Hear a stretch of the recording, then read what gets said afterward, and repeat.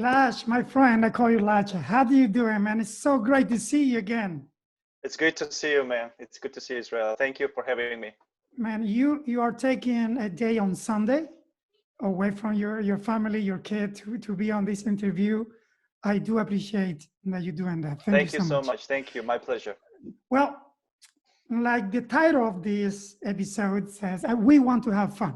Okay, but first, let's Please. go straight to what all this is about. Tell us about a few mistakes that you think young dancers or dancers in general should not make. Well, I'm trying to think of, in the first place, mistakes that I have done, and maybe from that I would more like say it advice, because advice comes from mistakes that you have done or you have seen, right?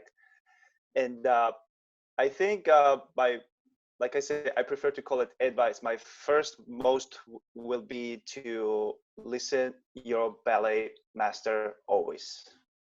Like that's gonna be because we all been young dancers, right? When we were like in school and we started to build our technique, career, and at some point, I'm pretty sure everybody somewhere deep down has that. Oh, we're getting so much better and better, and sometimes we would might miss like the details that what our ballet master is telling to us, and sometimes we might deep down ignore it even we never wanted it, but we'll be like, yeah, well, I know this. But believe me, we're far from we know things, because we are learning. We're always learning, like as far as you're on stage, as far as you're performing, you're learning. So my first advice is to always listen to your ballet master, what he or she will tell you, because it's always good to practice. It's always listen to your colleagues, listen to your friends.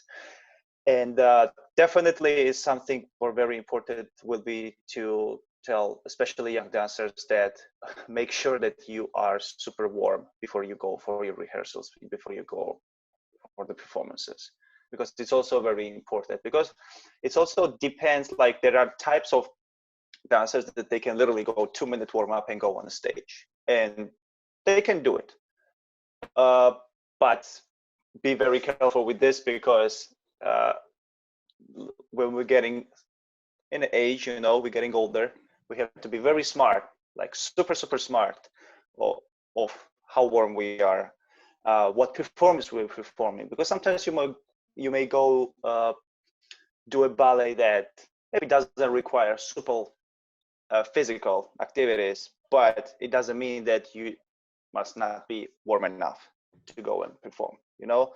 But this is, I think, all this comes with experience. You're learning your body, and eventually you actually are the one who knows your body better than anyone else. But it's good to have a heads up to really stick with some of your like a strong base plans, and in general, stay humble. You know, like just stay humble to everyone. Doesn't matter who you are, doesn't matter how big you are. Like, don't forget one simple thing: you're a human being. You're no bigger than next person to you. That's great. You know, And so that I think that's where I should have started, just to be humble to everyone. Like, I would definitely include one of it that again, coming back from this is probably some of like a very standard process how every dancer is going through, right? Like when we're learning more and more, like especially what first thing male dancer was, oh, we want to like do this technique, do this so many periods, do this jump, do this like crazy things. But I when I discovered it, and I'm happy that I discovered it as soon as possible, the most beautiful and most important part of all of this was partnering.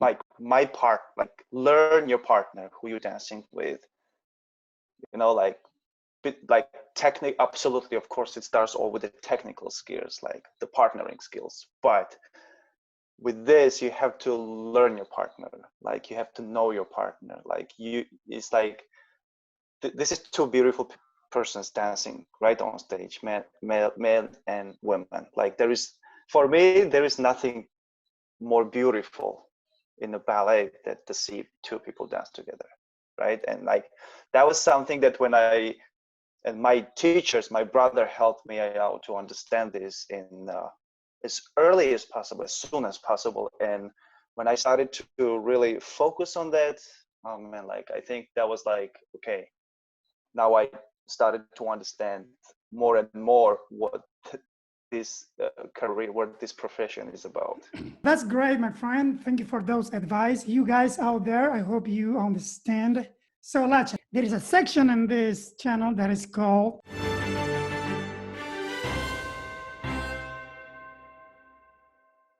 So, this is what it is about. I'm going to ask you very fast the questions, and you have only one choice.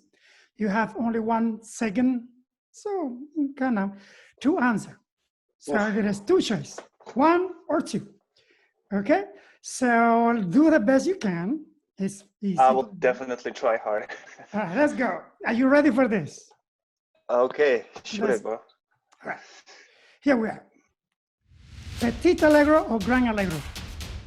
Grand allegro. Jumps or turns? Jumps. Ballet, classical ballet or contemporary? Classical ballet.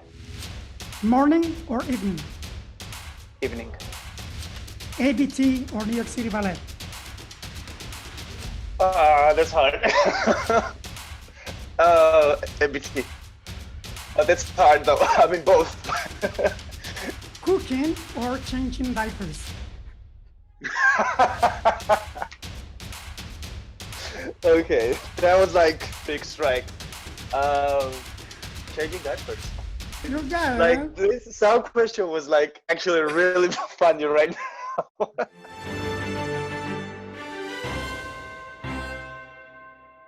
Lasha, I want to ask you this question. I understand that you start liking ballet because your brother, right? One of the biggest influence. Yes, yes, absolutely. So first time I saw ballet live, that was my brother performing on the opera house in Georgia, Tbilisi. And I remember very well, he was doing a Gopak. I was blown away. I was simply like in awe, like I knew something beautiful was happening. I was like looking around while I was like, wow, people are cheering for my brother, applauding, screaming, bravo. After so many years, I actually asked a question to myself. So it was my brother, but was it just my brother? But was it just all this atmosphere, what was going on in the room? But yeah, definitely my brother was the biggest influencer for me to start ballet. How's it like to be a dancer and then have kids? You know, I don't have kids yet, but I'm always wondering, then how do you pair one thing with the other, you know? Here's the thing. Of course, it's not easy because especially in the beginning, you have to get ready to, you might not get so much sleep, and you know how much for dancers it's important to get some sleep, be ready. But you know, I think that I was blown away by the fact that actually, even that sometimes I would not get so much sleep, but how much energy I had next day, I was actually surprised by that. Like the moment you hold your child, you know, it's like one of the super movies when they have like a half power and suddenly they completed their full power. I would explain this way. It's like you feel strong, but then you feel, okay, now my family is complete. Lasha, I cannot thank you enough, my friend, for giving me this opportunity. So, my friend, don't go anywhere, but for now, I want to thank you again, and I hope to see you soon again. Thank you so much. Thank you, I appreciate that, and my best to Katya. And to your family too, my friend. You take care. Thank you.